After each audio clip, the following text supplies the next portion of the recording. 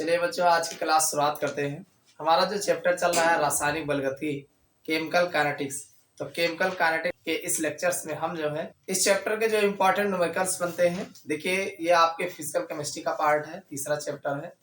तो एक चीज जाने रहिएगा, ये आपके यूपी बोर्ड एग्जाम में जो तीनों चैप्टर स्टार्टिंग के बनते हैं, विलयन है और विद्युत रसायन तथा एक रासायनिक बलगति, ये तीनों चैप्टर ऐसे हैं जिसमें न्यूमेरिकल आपके पूछे जाएंगे और ये फिजिकल केमिस्ट्री का पार्ट बनता है।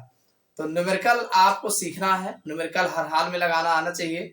अगर न्यूमेरिकल आप नहीं लगाते हैं तो आपके अच्छे खासे अंक जो है छूट जाते हैं, तो एक भी नंबर गंवाना नहीं है। तो इसलिए न्यूमेरिकल लगाने की प्रैक्टिस आप अच्छे से कर लीजिएगा। कुछ नहीं करना है, सारे टाइप के न्यूमेरिकल हम आपको जो है हमारे चैनल पर आपको हर टाइप के न्यूमेरिकल जो है लगभग देखने को मिल जाएंगे। इतने की आप प्रैक्टिस कर लीजिए, इतने में आपके सारे न्यूमेरिकल फंस जाएंगे और आप लगाना सीख जाएंगे। तो चलिए इस क्लास में हम जो है रासायनिक बलगति के जो मोस्ट इंपॉर्टेंट न्यूमेरिकल है, जो आपके जिस टाइप के बोर्ड एग्जाम में अक्सर पूछे जाते हैं, उनको हम जानने वाले हैं, देखने वाले हैं। आप लोग वीडियो के अंदर बने रहिएगा, देखना अभी आपका अच्छे से तैयार हो जाएगा। कुछ नहीं करना है, बस साथ में लगे रहिए, अभी देखना तैयार हो जाएगा। सबसे पहला क्वेश्चन हमने जो लिया है, एक अभिक्रिया का वेग, कोई हमारा रिएक्शन है जिसका वेग जो है के ए की पावर 1/2 है और बी की पावर 1/2 है। इस अभिक्रिया की कोटि बताइए। यानी ये जो आपके अभिक्रिया का वेग दिया गया है, इसकी कोटि बताना है। तो चलिए देखते हैं कोट कैसे निकाला जाएगा इसका। आपको हमने एक फार्मूला बताया है कि अभिक्रिया की कोटि जो होगी बराबर वेग व्यंजक में ए की घात, भाई ए की घात कितना, और प्लस v की घात। यानी जो आपका इसमें वेग व्यंजक दिया गया है, इनके जो भी अभिकारक हैं, इनकी घातों को हम जोड़ लेंगे। तो अगर इनके हम घातों को जोड़ते हैं तो भाई वेग व्यंजक में a की घात कितना है, 1/2 है, और b की घात कितना है, 1/2 है। तो इनको जोड़ोगे तो कितना आएगा भाई, 1 आएगा ना। अरे आधा आधा जोड़ोगे तो 1 ही तो होगा। तो ये जो आपका 1 आएगा, यही अभिक्रिया की कोटि होगी। क्या होगी ये? अभिक्रिया की कोटि होगी। आप लिख सकते हैं अतः अभिक्रिया प्रथम कोटि की है। यानी जो अभिक्रिया है ये प्रथम कोटि की अभिक्रिया है। कितने कोटि की अभिक्रिया है? प्रथम कोटि की अभिक्रिया है। तो समझ में आ गया होगा कि कोट किस तरीके से निकालते हैं। भाई जो वेग व्यंजक होगा उसमें जितनी घात होगी उनको हम जोड़ लेंगे, वही जो है अभिक्रिया की कोट वहां से निकाला जा सकता। चलिए अगला क्वेश्चन देख लेते हैं। देखो बच्चों, जो अगला क्वेश्चन है हमारा, ये आपके 2020 के सेट में देखने को मिल जाएगा, काफी ज्यादा इंपॉर्टेंट है। देखो जितने भी न्यूमेरिकल की हम चर्चा कर रहे हैं, सब के सब आपके बोर्ड एग्जाम में अक्सर पूछे गए हैं।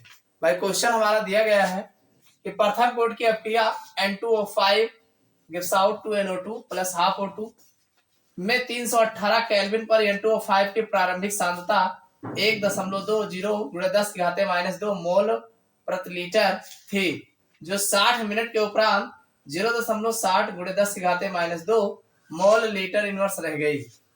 आगे कहा गया 318 केल्विन पर वेग स्थिरांक की गणना कीजिए। यानी आपको वेग स्थिरांक जो है 318 केल्विन पर जो है क्या करना है। चलिए देखते हैं इसको लगाते कैसे हैं। सबसे पहले प्रारंभिक सांद्रता जो दी गई है उसको लिख लेते हैं। तो इसमें दिया गया है प्रारंभिक सांद्रता। भाई प्रारंभिक सांद्रता आप जानते हैं ए होता है, और ए दिया गया है 1.20 × 10⁻² मोल लीटर इनवर्स दे रखा है। अब टी समय बाद अगर हम बात करें, टी समय बाद शेष सांद्रता, भाई अगर देखा जाए तो ये a-x की बात कर रहे हैं। तो इसमें कहा गया कि 60 मिनट के उपरांत 0.60 × 10⁻² रह गई, मतलब a-x जो होगा 0.60 × 10⁻² मोल लीटर इनवर्स। क्यों? मोल लीटर इनवर्स इतना बचा। भाई प्रारंभ में इतना था और टी समय बाद इतना हुआ। समझ में आया कि नहीं? यही तो क्वेश्चन में कहा गया। समय कितना दिया गया है, कितने देर बाद, टी बराबर दिया गया है 60 मिनट, ये भी तो दे रखा है। तो आप जानते हैं प्रथम कोट की अभिक्रिया का जो समीकरण होता है, आप बताएंगे प्रथम कोट की अभिक्रिया के लिए। भाई प्रथम कोट की अभिक्रिया के लिए हम जो समीकरण यूज करते हैं क्या, के बराबर 2.303 upon T log base 10 a upon a minus x, यही तो प्रथम कोटि की अपक्रिया के लिए समीकरण यूज करते हैं। समझ में आया कि नहीं? अब इसमें जो दिया गया उसको रख देते हैं भाई, के बराबर 2.303 है अपान टी, टी की वैल्यू 60 है, log बेस 10 रहेगा ही रहेगा। ए की वैल्यू दिया गया है 1.20 गुणे 10 घाते माइनस 2 दिया है, और बटे ए माइनस एक्स की वैल्यू दिया गया है 0.60 गुणे 10 की घाते माइनस 2 दिया है, यही तो दे रखा है भाई। जो दिया है उसी को तो लिखोगे। अब एक काम करते हैं, दोनों का दशमलव हटा देंगे भाई, इधर का, तो हमारा के बराबर 2.303, ये 60 रहेगा ही रहेगा, log बेस 10, इस दोनों का दशमलव हटाओगे तो 120 ऊपर आ जाएगा, 10 की पावर माइनस 2 ये हो जाएगा, और ये 60 नीचे आ जाएगा, 10 की पावर माइनस 2। एक काम करते हैं, ये दोनों काट देते हैं, ये 0 0 से कट जाएगा, 6 दूनी 12, 2 आ जाएगा, इतने तो आपको दिख रहा होगा। अब इसमें जो है भाई आपका जो बचेगा के बराबर 2.303 अपान 60, तो यह ही है, और log बेस 10, और सुनिए 6 दूनी 12, 2 ही तो बचा है, ये 2 ही बचा है। एक चीज आप जानते हो, इसको याद कर लेना, log बेस 2 की वैल्यू होती है 0.3010 होता है, रट लेना। समझ में आया कि नहीं? अब रटते चलो, थोड़ा बहुत कुछ याद भी होना चाहिए। इतना समझ में आया? कुछ नहीं करना है, सबकी वैल्यू रख देते हैं, के बराबर 2.303, ये 60 रहेगा, log 2 की वैल्यू जो है 0.3010, ठीक। अब इन दोनों को गुणा करा दीजिए और 60 से भाग दे दीजिए। गुणा कराना आपको आता होगा, नहीं आता है तो देख लो, 2.303 और यहाँ 0.3010, आप गुणा करा लीजिए, देखो ये हो जाएगा 0, ठीक। एक से कराओगे, 1 तिक्के 3, 1 0 0, 1 तिक्के 3, 1 दुक्के 2, और फिर 0 से आपका 0 हो जाएगा। ध्यान रखना, एक के बाद एक छोड़ देना, इतना आएगा। इसको आप नोट कर लो, के बराबर 0.6932, चाहो तो लिख लो, चाहो तो ना लिखो, बटे 60। समझ में आ गया नहीं?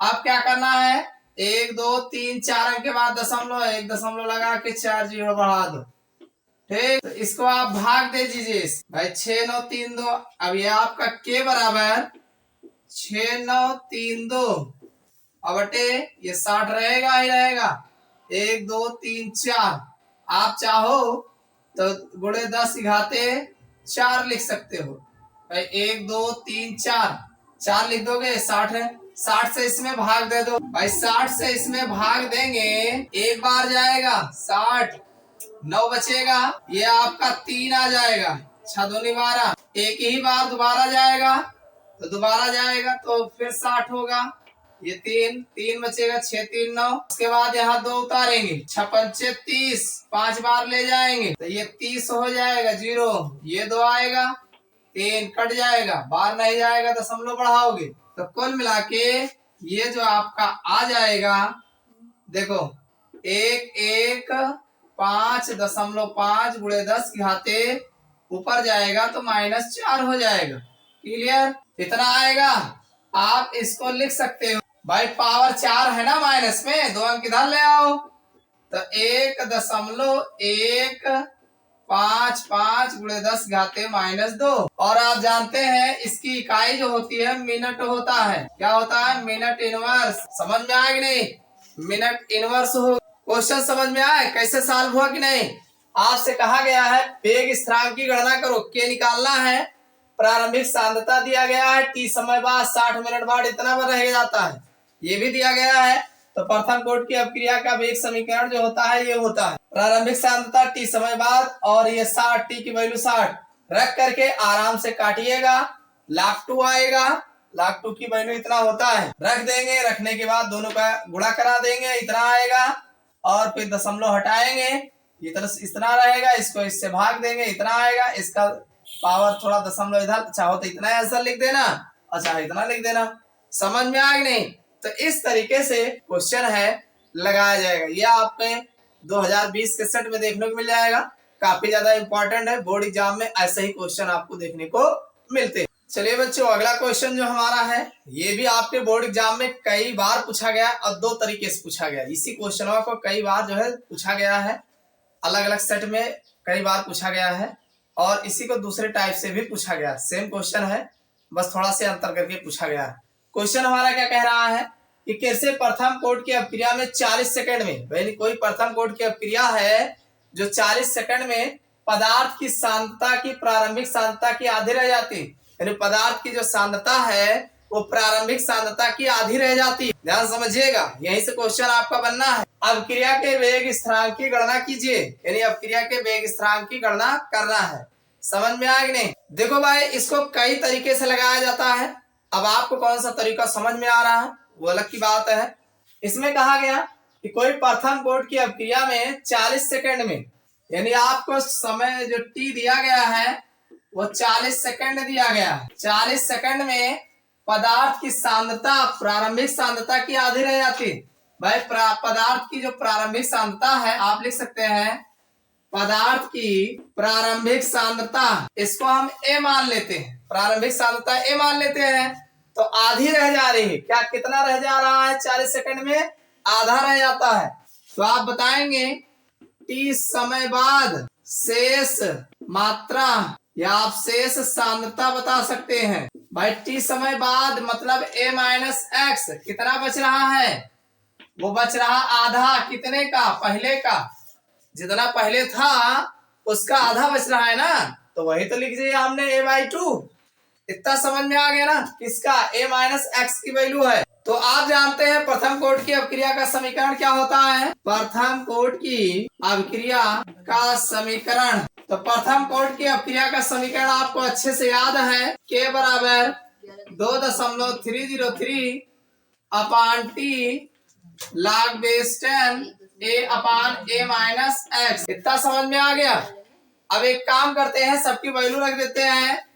k बराबर 2.303, टी की वैल्यू कितना दिया गया? 40 सेकंड, log बेस 10 हो जाएगा और a की वैल्यू जो है यहाँ पर ये a है ही है और a माइनस एक्स की वैल्यू a/2 है। ये इतना आएगा, ये ऊपर चला जाएगा और a से a कट जाएगा, तो आपका k बराबर 2.303, ये 40 हो जाएगा और ये log बेस 10 और ये ऊपर जाएगा 2 आ जाएगा।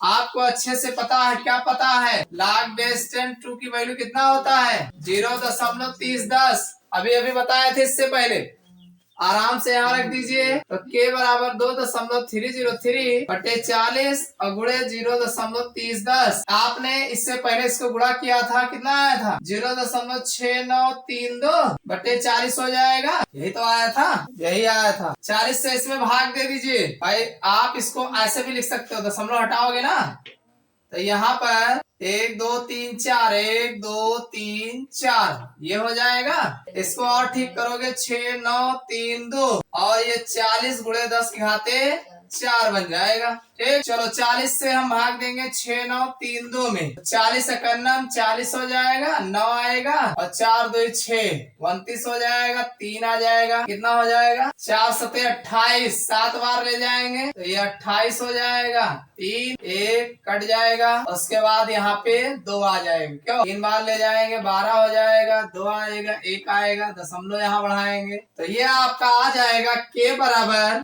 173.3 गुणे 10 की घाते -4। 2 अंक इधर लाएंगे तो हमारा आ जाएगा 1.733 गुणे 10 की घाते -2। इसमें है मिनट में दिया गया है सेकंड में, तो यहाँ सेकंड इनवर्स हो जाएगा। क्या हो जाएगा? Second inverse. जैसे दिया रहे वैसे इसका बताएंगे। ठीक, तो समझ में आया कि नहीं? कितना अच्छा क्वेश्चन है।